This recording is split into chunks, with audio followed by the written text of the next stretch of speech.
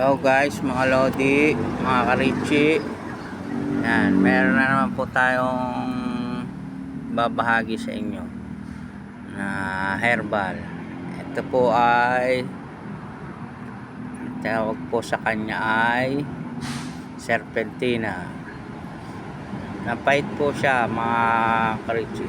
Nilalagay po siya sa tubig na mainit, tapos iniinom. Mainam din po siyang gamot sa high blood. Ilalaga, mga Karichi.